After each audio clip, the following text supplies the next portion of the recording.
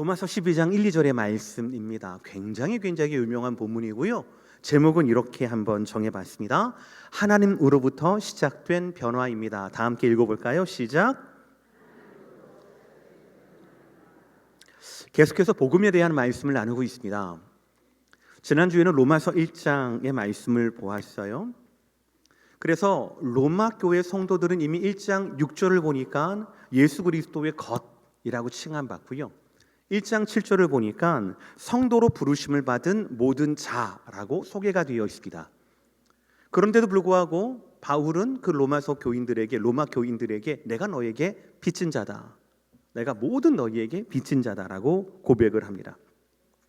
바울이 말했던 이 빚, 이 부채는 두 가지 종류가 있습니다. 첫 번째는 도저히 갚을 수 없는 빚, 바로 예수 그리스도 복음에 대한 그 자체에 대한 빚입니다. 그런데 이 빚은 우리를 고통스럽게 만들지 않습니다. 우리를 안절부절하게 만들지 않습니다. 한국말에 빚지고는 못 산다라고 얘기를 하는데 그러지 않습니다. 이 빚은 예수 그리스도 그 복음의 빚은 우리를 해방하는 빚입니다. 그래서 갚을 수 없지만 빚을 질 수 있어서 얼마나 너무너무 감사하고 오히려 감격이 넘치는 빚이 예수 그리스도 복음 자체에 대한 빚이에요. 그래 두 번째 부채는 갚을 수 있는 혹은 갚아야 하는 빚입니다. 바로 이 복음이 필요한 모든 사람들에게 내가 빚진 자다라는 것이죠. 마치 140년 전 최초의 개신교 선교사로 제물포 땅에 도착했던 26살의 젊은 의사 청년 알렌처럼 25세 결혼하고 26세 중국을 통하여서 조선 땅으로 왔던 알렌 청년과 그의 미래와 그의 가정, 그의 삶, 이 모두가 바로 그것과 같습니다. 내가 도저히 갚을 수 없는 복음에 대한 빚을 알고 깨닫고 그것을 요청한 적이 없지만 복음이 필요한 조선 땅에 가서 내 삶과 내 의사라는 커리어와 내 미래와 모든 것들을 복음을 심는 도구로 삼았던 것, 심었던 것이지요. 그리고 결과가 바로 저와 여러분이고 우리의 조국 아니겠습니까? 이것이 바로 성도를 향한 하나님의 부르심이고 하나님께서 이곳에 우리 교회 오렌지 카운티 제2장로교회를 세우신 목적이다라고 우리는 그렇게 신앙하고 고백합니다. 자, 오늘 말씀 첫 구절을 다 함께 보겠습니다. 1절의 말씀 다 함께 시작. 그러므로 형제들아 내가 하나님의 모든 자비하심으로 너희를 권하노니 너희 몸을 하나님이 기뻐하시는 거룩한 산 제물로 드리라. 이는 너희가 드릴 영적 예배니라. 아멘. 한글역에서는 그러므로라는 단어가 맨 처음 나오지만 헬라 원어를 보면 권하노니라는 단어가 가장 처음 나옵니다. 이 권한다라는 것은요, 곁으로 부른다, 곁에서 부른다라는 뜻입니다. 그러니까 11장까지는 로마서 1장부터 11장까지 이 사도 바울은 굉장히 단호한 어조로 하나님의 진리와 교리를 말했습니다. 이래야 한다 저래야 한다라고 말했어요. 그러다가 12장부터는 그러므로 하면서 권한다, 옆으로 옆에서 조곤조곤 이야기하고 있습니다. 굉장히 부드러워져요. 왜 그럴까요? 바른 삶은 절대로 지시하거나 두려워하거나 이래서 이루어지는 것이 아니다라는 것이죠. 야단치고 질책해서 바른 삶을 살 수가 없습니다. 그것은 부작용만 낳을 뿐이에요. 무섭고 두려워서 바른 삶을 선택한다 하더라도 그것은 영원하지 않습니다. 그 이상을 뛰어넘지를 못해요. 그래서 바울은 그것을 알았습니다. 그래서 권면하는 겁니다. 그런데 이 바울의 권면에서 가장 중요한 단어가 나옵니다. 그것이 바로 오늘 설교의 핵심이에요. 첫 번째 주제입니다. 하나님의 모든 자비하심으로 시작되는 변화라는 것이에요. 제가 1절 전체를 다시 한번 읽어보겠습니다. 눈으로 따라오셔요. 그러므로 형제들아 내가 하나님의 모든 자비하심으로 너희를 권하노니 너희 몸을 하나님이 기뻐하시는 거룩한 산 제물로 드리라. 이는 너희가 드릴 영적 예배니라. 아멘이십니까? 여러분 이 말씀을 처음 들어보는 분은 아마 아무도 안 계실 겁니다. 이 말씀 우리가 숱하게 들었어요. 그래서 오늘 혹시 우리 목사님께서 성경 봉독을 할 때 아니면 지난주 오늘 설교 말씀이 로마서 12장 1, 2절이라는 말씀이 광고가 나왔을 때 여러분 마음 가운데는 뭐 들어야 할 설교를 다 들었네. 알아요 목사님. 그래야지요. 변화되어야지요. 날마다 스스로를 하나님께 산 제물로 드려야지요. 예, 맞습니다 목사님. 우리의 삶 전체가, 우리의 삶 자체가 예배가 되어야지요. 아멘. 축도해 주세요. 그렇습니다. 그게 전부예요 사실. 근데 중요한 건 바로 뭐냐면 우리가 변화해야 한다라는 건 우리가 너무나 잘 알아요. 그런데 중요한 건 뭐냐면 변화해야 한다라는 진리가 아니라 그 변화의 문턱에서 우리가 번번이 실패한다라고 하는 현실이에요. 변화하고 싶어요. 변화해야 되는 줄은 압니다. 그런데 변화에 번번이 실패해요. 어려움을 겪습니다. 왜일까요? 혹시 변화를 향한 그 첫걸음이 잘못되어서는 아니겠습니까? 많은 경우 우리가 산 제물로 사는 것, 우리의 삶이 영적 예배가 되어야 한다는 것, 그 동기가 혹시 두려움에서 시작되지는 않습니까? 이런 겁니다. 두려움이라고 하는 것은. 교회를 다녀보니까, 말씀을 보니까 하나님께서 우리에게 영생을 허락하시고 영생을 택하지 않으면 그 나머지는 다 영벌이라고 했어요. 천국이 아니면 지옥이다라는 것이죠. 그때 내가 영생과 천국을 선택을 하게 되는데 그 이유가 혹시 지옥 가기는 좀 그렇잖아요. 천국이 확실하지는 않지만, 천국이 진짜 있는지는 잘 모르겠지만, 그 천국에서 내가 얼마나 행복할지는 모르겠지만, 그런데 목사님 지옥을 선택하기는 좀 그렇잖아요. 지옥 가면은 불지옥이라는데 저는 더위에 약하거든요 목사님. 지난 여름에 얼마나 고생했는지 몰라요. 혹시 여러분이 천국을 선택한 그 이유가 지옥에 대한 두려움 때문에 천국을 선택한 것은 아닌지. 예배를 드립니다. 예배를 드리긴 드리는데 예배를 드리면 드릴수록 사실은 더 많은 사명과 소명과 더 깊어지는 하나님과의 교제가 있어야 하겠죠.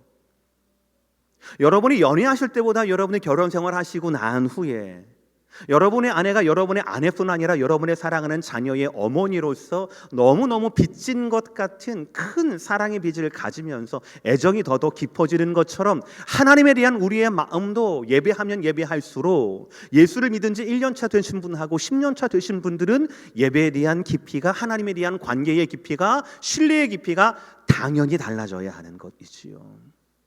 그런데 달라지지가 않아요. 깊어지지가 않아요. 오히려 사랑하는 마음이 깊어지는 것이 아니라 두려운 마음이 혹시 커지지는 않습니까? 내가 예배를 드리는데 하나님을 사랑해서 예배를 드리는 것이 아니라 예배 드리지 않으면 벌 받을 것 같으니까. 예배를 드리지 않으면 하나님은 불꽃 같은 눈초리를 나를 어디선가 막 바라보고 있고 죄의 현장 가운데 나를 매를 들고 회초리를 들고 서 있을 것 같은 그 하나님이 내 이미지 가운데 박혀 있어서 두려워서 무서워서 벌 받을까 봐 예배를 선택하는 것이 바로 저와 여러분의 모습이 아니니까. 그러니 마음이 변화가 되지 않는 변화가, 마음이 바뀌지 않는 변화가 얼마나 가겠습니까? 그것이 선생님이 두려워서 선생님의 말씀을 듣는다라고 하면 그 친구가 숙제만 하고 말지 성적이 오르겠습니까? 그렇지 않지요. 중학교 1학년, 중학교 2학년, 중학교 3학년 때 제가 짝사랑했던 우리 국어 선생님 김옥진 선생님처럼 선생님을 사랑하면 성적도 오르고 선생님께 이쁨 받을 수가 있는 거거든요. 영적인 변화는 다 압니다. 영적인 변화는 누구나 다 갈망합니다. 그런데 실패합니다. 왜요? 두려움에서 시작하니까요. 첫걸음이 잘못되었으니까요. 그래서 오래된 우리의 신앙은 감동이 없는, 감격이 없는, 기대가 없는 예배로 혹은 경직된 종교 생활로 드러날 수도 있다라는 것이에요. 아닙니다.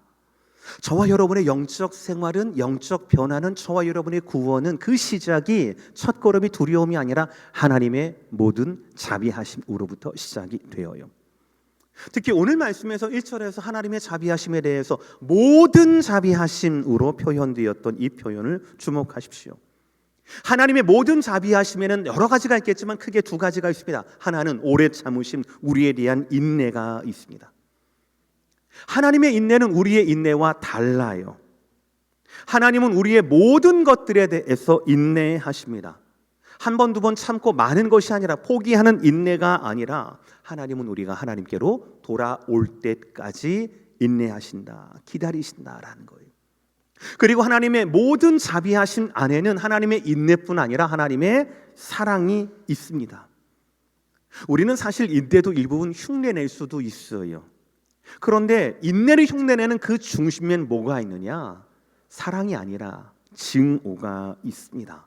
사랑도 있지만 증오도 있어요. 그래서 우리는 애증이라는 말을 너무나 잘 이해를 합니다. 부부싸움 할 때 생각해 보십시오. 상대방을 내가 사랑해서 용서해 주는 겁니까? 싸움을 그치는 겁니까? 아니요, 그렇지 않습니다. 서로에 대해 참는 것은 사랑해서 참는 것이 아니지요. 나중에 더 크게 화내기 위해서 확실하게 상대방의 잘못을 잡을 때까지 잠깐 접어두는 겁니다. 하나님은 절대 우리를 기다리실 때, 인내하실 때 이놈의 자식 오기만 해봐라 라고 하면서 둘째 아들을 기다리는 모습이 아닙니다. 언제 어느 모습으로 어떤 말을 하고 온다 하더라도 그 아들 그 자체로 사랑으로 인내하시는 하나님의 모든 자비하심이라는 것이죠. 하나님의 모든 자비하심의 그 중심에는 사랑이 있습니다. 하나님은 오래 참으시지만 증오하지 않습니다. 하나님은 우리를 사랑하실 뿐 아니라 우리가 하나님을 사랑하기를 원하셔요. 그러니 하나님의 모든 자비하심 그 안에는 그 인내와 사랑이 있다라는 것이죠. 충만하다라는 것이죠. 사랑 성도 여러분, 저와 여러분이 어떻게 예배자가 될 수 있습니까? 어떻게 저와 여러분 성도가 될 수 있고 제가 어떻게 목사로 살 수가 있습니까? 그 모든 시작은 하나님 저 목사가 될래요, 저 성도가 되겠습니다라고 하는 우리에서 시작되는 것이 아니라, 한번 거룩하게 살아보고 싶습니다라고 하는 우리에게 시작되는 것이 아니라, 그 모든 시작이 하나님의 모든 자비하심에서 시작되었다라는 사실이에요.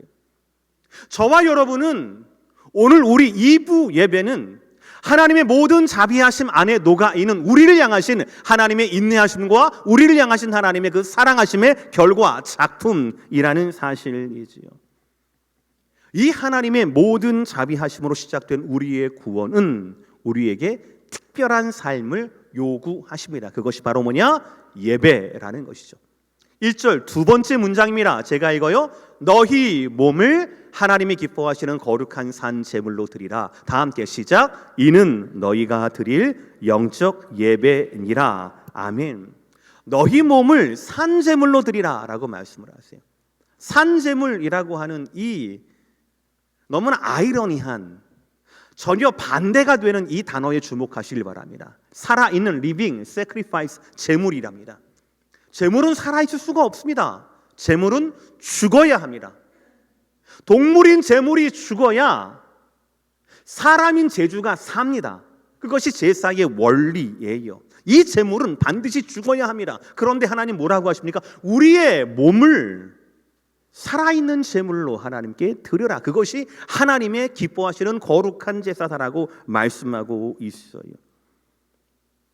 그러니까 무슨 말입니까? 하나님은 우리를 순교를 원하시는 겁니까? 그렇지 않습니다. 우리의 몸을 죽이는 것을 원하는 것이 아니에요. 그것이 아니에요. 우리의 전 인격을, 우리의 모든 삶을, 우리의 모든 의지를 하나님의 뜻에 맡기고 순종할 때 우리가 끊임없이 하나님 앞에 죽어야 한다라는 것을 말하는 거예요. 너희 몸을 산 제물로 드려라 라는 이 말씀이 바로 뭐냐면 우리가 끊임없이 하나님 앞에 죽어야 한다 라는 것이죠. 결국 하나님은 우리에게 예배하는 제자의 삶을 요청하시는 거예요. 누가복음 9장 23절의 말씀, 자기를 부인하고 날마다 자기 십자가를 지고 나를 따를 것이니라. 할렐루야. 그렇습니다. 하나님은 우리에게 날마다 예배하는 제자를 꿈꾸게 하셔요. 그런데 기억하시길 바랍니다. 이 시작은 제가 제자가 되겠습니다, 날마다 죽는 제자가 되겠습니다, 우리부터 시작되는 것이 아니에요. 무엇으로 시작되고요? 하나님의 모든 자비하심, 하나님의 모든 자비하심, 그 끝없는 인내와 사랑의 결과가 바로 저와 여러분이라는 거죠. 하나님은 우리를 기뻐하셨어요. 하나님 우리를 제자로 삼으셨습니다. 그래서 우리가 순종할 수가 있는 거예요. 이 순서를 잘 알아야 해요. 제자의 순종은 결코 구원의 조건이 아닙니다. 하나님의 자비로 구원받았기 때문에 순종할 수 있는 구원의 결과입니다. 날마다 나를 부인하고 날마다 나를 죽여도 하나님의 기쁨이 더욱더 드러나는 놀라운 삶, 그것이 바로 하나님의 모든 자비하심으로 시작되는 궁극적인 변화라는 것이죠.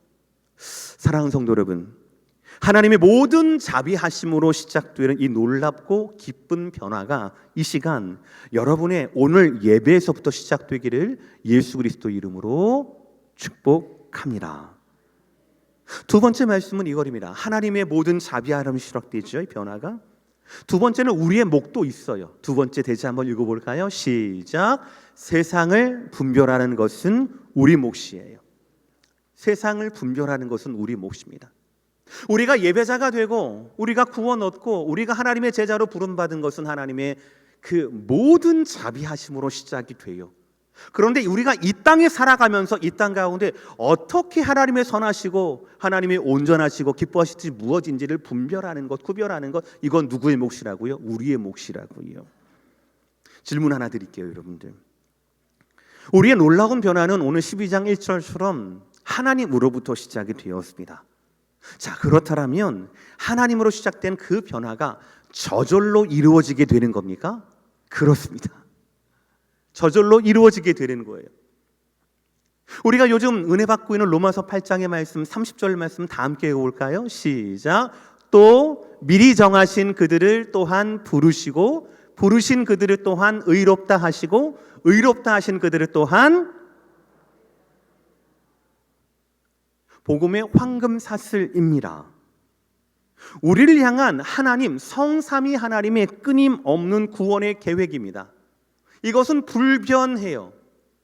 우리는 알 수 없지만, 우리의 차원에서는 발견할 수 없고 구별할 수 없지만, 하나님은 예정하신 자를 소명 부르시고 부르신 자들을 의롭다 하시고 의롭다 하신 자들을 영화롭게 하신다라는 겁니다. 우리가 보기에는 한 100명 정도, 1000명 정도 중에서 1000명을 정하셨으면 그 중에 부르신 사람은 한 반 정도가 될 거고, 반 중에 반에 이렇게 생각을 하겠지만 하나님은 그렇지 않다라는 겁니다.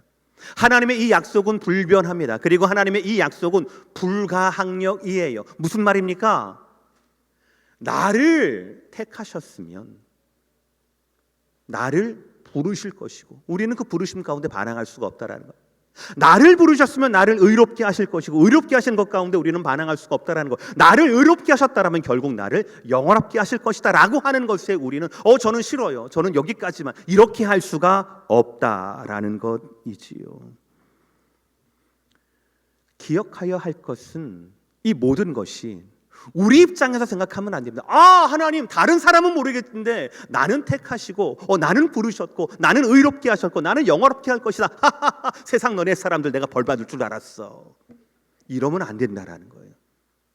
이 모든 것들은 하나님이 하나님의 영광을 위하여 시작하신 구원행위라는 걸 기억하셔야 합니다. 이 30절의 복음사슬, 황금사슬은요, 무엇을 목적으로 했는가? 29절에 나와 있어요. 하나님이 그 아들의 형상을 본받게 하기 위하여 우리를 미리 정하셨다라고 이야기해요.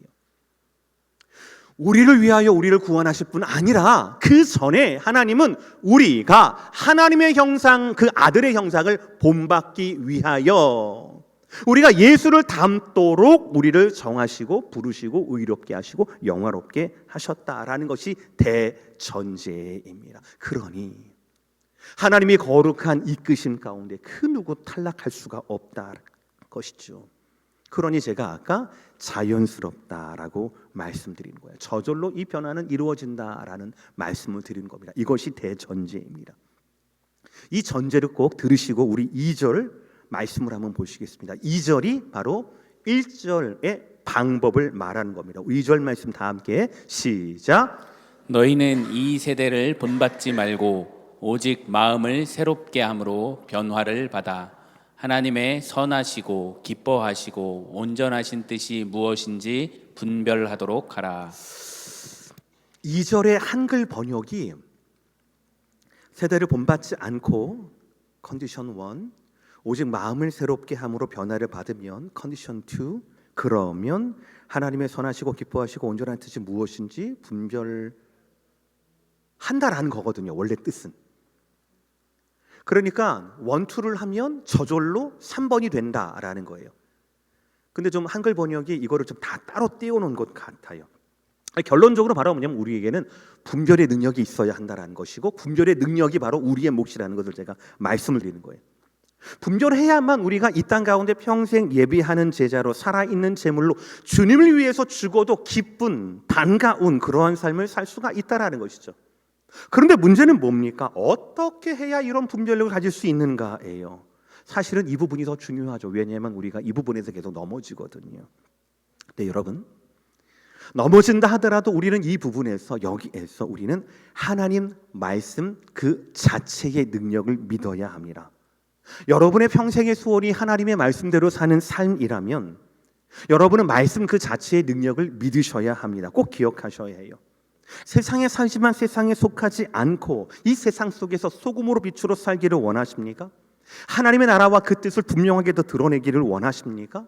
교회 안뿐 아니라 교회 울타리 밖을 넘어서서 여러분이 거룩을 쫓는 성도로서 하나님을 경외하는 예배자로서 살기를 원하십니까? 그렇다면 오늘 하나님 말씀 그 자체를 믿어야 합니다. 그래서 우리 두 가지를 말씀해요. 이 두 가지를 하면, 그리하면 분별할 수 있다라는 말씀이거든요. 2절 말씀이 가장 먼저 이 세대를 본받지 말아야 한다라는 거예요. 하나님 말씀은 두 가지입니다. 세대를 본받지 말라라는 것과 두 번째는 마음으로 변화를 받아라라는 것이에요. 이 두 가지거든요. 그런데 이 중에서 세대를 본받지 말라라고 하는 것은 가장 먼저 우선적으로 그리고 소극적인 순종을 말하는 겁니다. 소극적인 순종이라고 하는 것은 여러분이 안 해도 되는 그런 순종을 말하는 것이 아닙니다. 소극적인 순종은 우리가 가장 먼저 지금 당장 해야 할 것입니다. 그게 바로 뭐예요? 이 세대를 본받지 않는 겁니다. 이 세대를 본받지 않는 것이라고 하는 것은 세상 풍조를 쫓지 않는 것을 말하는 거예요. 세대를 본받지 말아야 한다라는 이 본은 바로 뭐냐면 금형을 말하는 거예요. 틀을 말하는 겁니다. 우리가 왜 플라스틱이라든지 아니면은 뭐 메탈이라든지 이런 걸 막 찍어내지 않습니까? 공장에서 그 틀을 만들어내는 거, 붕어빵 틀 같은 그 틀을 말하는 겁니다. 그래서 이 세대를 본받지 말라라는 말은 바로 뭐냐면, 잘 들으세요. 세상이 찍어내는 똑같은 인생 아니라는 겁니다. 똑같은 목적 아니라는 겁니다. 똑같은 생각, 똑같은 시대정신, 똑같은 철학, 그렇게 살아서는 아니 된다라는 겁니다. 그거를 거부해야 한다라는 거예요. 여기에 우리의 몫이 있는 겁니다. 왜냐하면 우리에게는 세상이 아닌 우리가 본받아야 할 영원한 금형이 있거든요. 제가 아까 잠깐 설명드렸는데 로마서 8장 29절 말씀 중요하니까 다 함께 시작. 하나님이 그 아들의 형상을 본받게 하기 위하여 미리 정하셨다. 할렐루야. 우리를 정하신 목적이 어디에 있다고요? 바로 하나님 아들 예수 그리스도를 본받게 하기 위하여라는 거예요. 저와 여러분의 영원한 틀은, 영원한 모델은, 영원한 금형은 바로 예수 그리스도예요. 우리는 공장에서 찍어내는 세상의 기성품이 아니라고요. 우리는 하나님의 형상으로 지음받은 하나님의 작품입니다. 우리의 삶 실패해도 상관없어요. 왜요? 지금 다스리고 계시거든요. 특별히 여러분 연약한 것이 있습니까? 하나님 앞에 나오면 하나님의 손길이, 하나님의 지문이 여러분의 약한 그 부분을 만져주실 거예요. 그래서 어제보다 오늘도 예수를 닮게 되는 것이거든요. 기억하시길 바랍니다. 우리는 이 세상의 틀이 아니라 예수 그리스도 하나님 아들을 본받아야 하는 하나님의 형상을 닮은 하나님의 자녀라는 것이에요. 저를 보시길 바랍니다. 중요한 말씀이에요. 그러니 사랑하는 성도 여러분, 여러분이 말씀하시는 것 중에, 여러분이 생각하는 것 중에, 여러분이 행동하는 것 중에 혹시 요즘 세상에, 요즘 시대에 요즘 세상과 요즘 시대라고 말하면서 하는 이 모든 것들하고 여러분들 결별하셔야 합니다. 아유 목사님 왜 이렇게 고리타분하게, 목사님 나이도 젊은데 왜 이렇게 생각이 구닥다리예요. 아유 목사님 요즘 세상에 누가 혼전 순결을, 요즘 세상에 목사님 누가 불편하면 낙타도 할 수 있는 거죠. 요즘 세상에 누가 목사님 동성애를 그렇게 거칠게 반대한단 말입니까? 목사님 요즘 세상에 아니에요. 저와 여러분은 세상의 틀을 버려야 하는 사람들입니다. 가장 먼저 그것을 결단해야 되고, 그 결단은 다름 아닌 우리의 몫인 거예요. 요즘 세상에 날아가면서 모든 것들을 정동하지 마세요.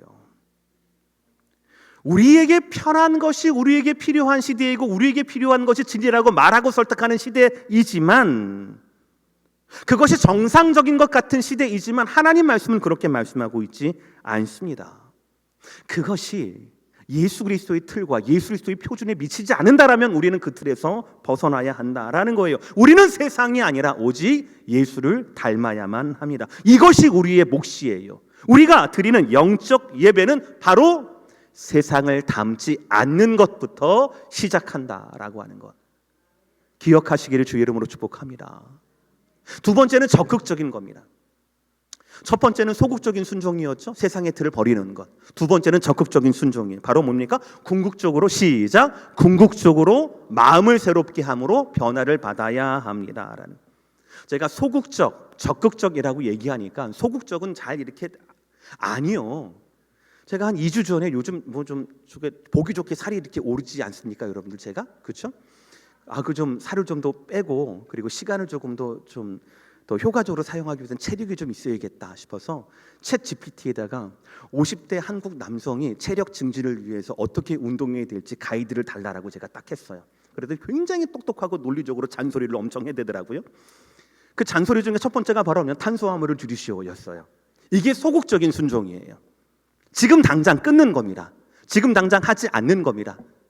죄송스럽게도 오늘 아침에도 제가 실패를 하긴 했지만 탄수화물을 끊는 것, 여러분 다 아시는 거잖아요. 적극적인 건 바로 뭡니까? 하루에 30분씩 땀 흘려서 운동하라는 겁니다. 근력 운동을 하라는 거예요. 유산소 운동을 하라는 겁니다. 이거는 적극적인 거예요. 그를 통해서 빌드업이 되는 거니까요. 몸이 빌드업이 되는 거니까요. 그러니까 영적으로 소극적인 건 바로 뭐니까 지금 끊어야 돼요.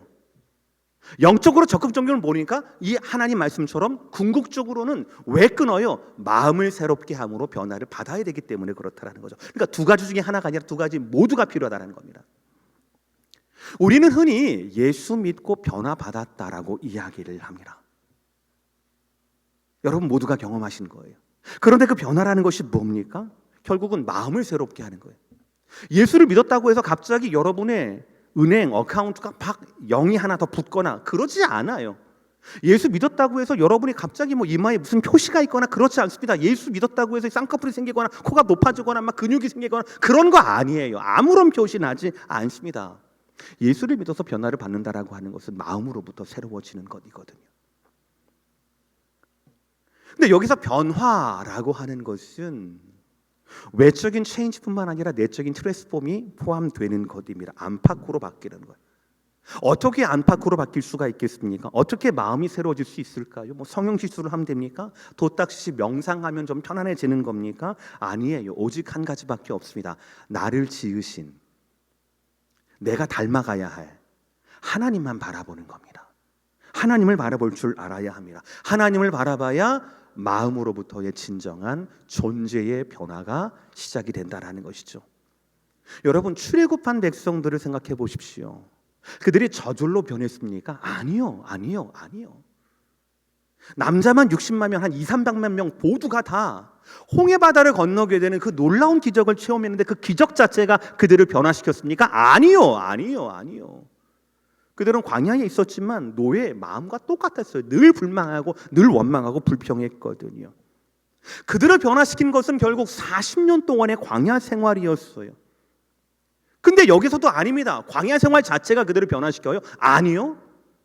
광야 생활 자체가 아니라 광야에서 바라봤던 하나님의 구름 기둥과 하나님의 불 기둥. 광야는 아무것도 없잖아요. 물도 없고 뭐 밭도 없고 아무것도 없잖아요. 그런데 하나님은 아무것도 없는 것 가운데 바라보게 하셨어요. 구름 기둥과 불 기둥을 통해 밤낮으로 매일매일 40년 동안 하루도 빠짐없이 하나님은 그들을 광야에서 가나안으로 인도하셨단 말이에요. 그랬더니 그들이 변한 거예요. 애굽에서의 옛 모습을 버리고 불평불만 가득했던 그 마음을 비우고 날마다 하나님을 바라보면서 부족했지만 예배하는 백성으로서 이 세상 가운데 제사장 나라로서 그들은 변화할 수가 있었다라는 것이죠. 여러분, 변화는 하는 것이 아니라 변화는 받는 것입니다. 적어도 성경에서는요, 변화는 하는 것이 아니라 하나님의 모든 자비하심으로 시작하여서 날마다 나에게 비춰주시고 들려주신 하나님 말씀을 통하여 변한 우리가 받는 것입니다. 그래서 자비하심으로 시작되는 그 변화에 우리는 순종해야 한다는 것이죠. 바라보라는 하나님의 구름 기둥과 불 기둥을 우리는 날마다 바라봐야 한다라는 것이죠. 오늘 말씀 마무리합니다. 우리 모두는 변화를 바랍니다. 그것이 얼마나 감사한지 모릅니다. 여러분 모두가 이 예배 때만큼은, 적어도 예배 때만큼은 진정으로 하나님을 더 많이 예비하기를 원하고, 더 깊이 헌신하기를 원하고, 더 높이 경배하기를 원한다는 걸 목사인 제가 느낍니다. 얼마나 감사한지 모릅니다. 그리고 우리는 간절히 원합니다. 우리 교회 안에서의, 예배당 안에서의 이 시간뿐 아니라 우리의 가정과 우리의 일상이 하나님께 예배로 드려지기를 원한다라는 것이죠. 그러니까 변화에 대한 이 거룩한 갈망은 누구보다 하나님이 잘 아셔요. 그래서 하나님은 오늘도 우리의 예배를 하나님의 모든 자비하심으로 붙들어주고 계십니다. 하나님께서 여러분 한 분 한 분을 불러주셨고요, 말씀 가운데 은혜를 주셨고요, 그리고 예배하는 공동체를 허락해 주셨습니다. 모두가 하나님께서 시작하신 선한 일들이지요. 그 하나님 앞에 우리는 우리 몸을, 우리의 삶을 거룩한 산 제물로 드려야 합니다. 날마다 죽는 것, 제물되는 것을 두려워해서는 안 된다라는 것이죠. 바로 여기에 우리의 몫이 있어요. 세상을 살지만 세상을 본받아서는 안 됩니다. 시대에 따라 세상에 뒤처지지 않게 변하는 것도 아니고요, 어떤 회사가 이익을 극대화하기 하기 위해서 전략을 변화하는 것도 아닙니다. 하나님의 자비하심으로 시작되는 변화를 우리는 받아야 합니다. 굳어진 마음을 경계하고 마음부터 새롭게 되어야 하지요. 하나님이라고 하는 분명한 예배의 대상 앞에 하나님이 기뻐하시는 거룩이라는 분명한 가치를 위해 우리는 하나님의 자비하심으로부터 시작되는 변화를 받아야 한다라는 것이지요. 사랑하는 성도 여러분, 하나님부터 시작되는 이 변화를 받아들이십시오. 구하십시오. 그리고 누리십시오. 광야 같은 삶에서도 하나님은 언제나 성실하게 한 주도 빼놓지 않고 우리에게 구름 기둥과 불 기둥을 보여주십니다. 날마다 하나님의 말씀을 통하여서 우리는 하나님의 선하심이 무엇인지, 기뻐하심이 무엇인지, 온전하심이 무엇인지를 이 광야 같은 삶에서 구해야 합니다. 어떻게요? 광야에 살지만 하나님을 바라보시면 분별할 수가 있다라는 것이죠. 그렇게 하다 보면, 걷다 보면 하나님은 우리를 변화의 길로 인도해 주실 겁니다. 여러분을 예정하신 하나님이, 여러분을 부르신 하나님이, 여러분을 칭의 이롭게 하신 하나님께서 결국 광야의 끝에 여러분을 영화롭게 하실 그 날을 우리로 만나게 하실 것입니다. 그 날을 소원하고 소망하며 복음 안에 즐겁게 거하고 살아있는 제물로 주님 앞에 죽어드리는 저와 여러분 모두가 되시기를 주의 이름으로 축복합니다. 기도하겠습니다.